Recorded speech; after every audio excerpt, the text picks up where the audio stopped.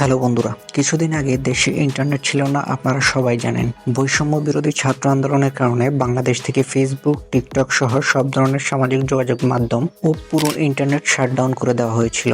একটা দেশ চাইলেই কি পুরো দেশের ইন্টারনেট সংযোগ বিচ্ছিন্ন করে দিতে পারে? যদি পারে তাহলে সেটা কিভাবে করতে পারে, সেটা জানতে হলে সম্পূর্ণ ভিডিওটি দেখতে থাকুন।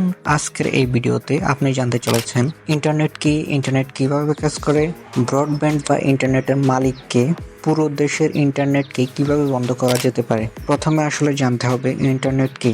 আমরা ছোটবেলা থেকে জেনে আসছি ইন্টারনেট হচ্ছে সারা পৃথিবীতে জালের মতো ছড়িয়ে থাকা একটা নেটওয়ার্ক, যে নেটওয়ার্কের মাধ্যমে পৃথিবীর লক্ষ লক্ষ কম্পিউটার ও বিভিন্ন ডিভাইসকে সংযুক্ত করা হয়। এবার আসুন জেনে নেই ইন্টারনেট কিভাবে কাজ করে।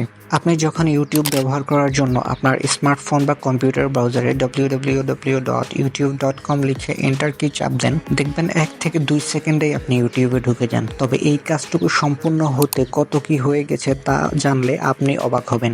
আপনার রিকোয়েস্ট আলোক সিগন্যাল হয়ে ঘুরে এসেছে পুরো পৃথিবী, দেশ বিদেশের বিভিন্ন সার্ভারের সঙ্গে যুক্ত হয়েছে, নিশ্চিত করেছে সব যেন ঠিকঠাক ভাবে হয়। ধরেন আপনি আপনার ব্রাউজারের ইউআরএল বক্সে www.facebook.com লিখে চার্জ দিলেন, কিন্তু কম্পিউটার তো আর ইংরেজি বোঝে না, তাই প্রত্যেকটা ওয়েবসাইটের একটা আইপি অ্যাড্রেস থাকে যেটা দিয়ে কম্পিউটার বুঝতে পারে আপনি কি দেখতে চাচ্ছেন। বাইনারি ডিজিটে আইপি অ্যাড্রেস গঠন হয়, যেমন 10.16.100.244, এটা একটা এফটিপি সার্ভারের আইপি অ্যাড্রেস। এবারে বলি ইউআরএল থেকে কম্পিউটার আইপি অ্যাড্রেস খুঁজে বের করে কিভাবে। ডোমেইন নেম সার্ভার নামে এক ধরনের ডেটাবেজ আছে। এই ডেটাবেজে শুধু ডোমেইন নেম ও আইপি অ্যাড্রেস রেজিস্ট্রেশন করা থাকে। কম্পিউটার এখান থেকে সঠিক আইপি অ্যাড্রেস খুঁজে নেয়। তো আপনি যখন ফেসবুকের ওয়েবসাইটে ঢোকার রিকোয়েস্ট করলেন, তখন সেটা ডিএনএস সার্ভারের মাধ্যম হয়ে আপনার আইএসপির কাছে যায়। তার কাছ থেকে এটা যায় তারা যাদের কাছ থেকে ইন্টারনেট নিচ্ছে তাদের কাছে। যদি তারা সরাসরি বাংলাদেশ সরকার থেকে ইন্টারনেট নিয়ে থাকে, তবে তাদের কাছ থেকে এই রিকোয়েস্ট চলে যাবে বিটিসিএল এর সার্ভারে।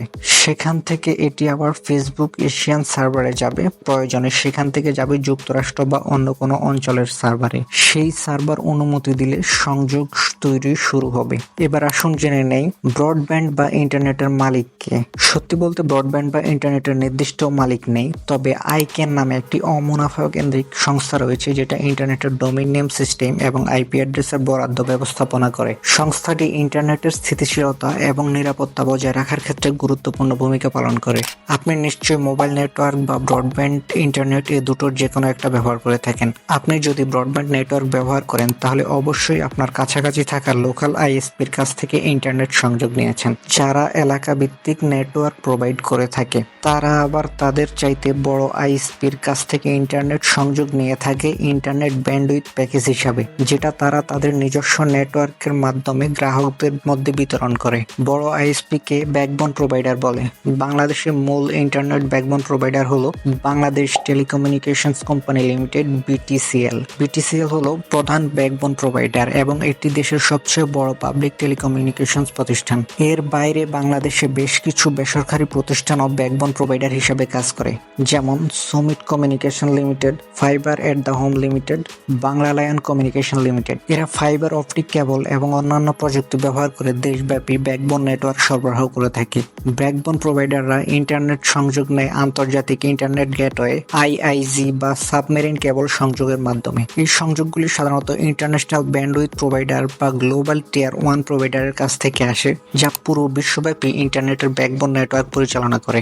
বাংলাদেশে Bangladesh submarine cable company limited BSCCL দুটি সাবমেরিন কেবল ব্যবহার করে আন্তর্জাতিক ইন্টারনেট ব্যান্ডউইথ সরবরাহ করে। এই ব্যান্ডউইথ কোম্পানি বিএসসিসিএল বাংলাদেশে ব্যাকবোন প্রোভাইডারদের কাছে বিতরণ করে। এভাবে অনেকগুলো প্রতিষ্ঠান সারা পৃথিবীতে ইন্টারনেট সংযোগ প্রদান করে থাকে। এখন কথা হচ্ছে পুরো দেশের ইন্টারনেটকে কিভাবে বন্ধ করা যেতে পারে। এটা একদম সিম্পল। একটা দেশের সরকার যদি সে দেশের মোবাইল নেটওয়ার্ক অপারেটরদের ইন্টারনেট সংযোগ বিচ্ছিন্ন করার নির্দেশ দেয়, তাহলে তারা অফ করে দিলেই মোবাইল ডেটা বন্ধ হয়ে যাবে। আর ওয়াইফাই সংযোগ বন্ধ করতে হলে দেশের সর্বোচ্চ আইএসপি প্রতিষ্ঠানগুলোকে সংযোগ বন্ধের নির্দেশ দিলে সারা দেশে ইন্টারনেট বন্ধ হয়ে যাবে।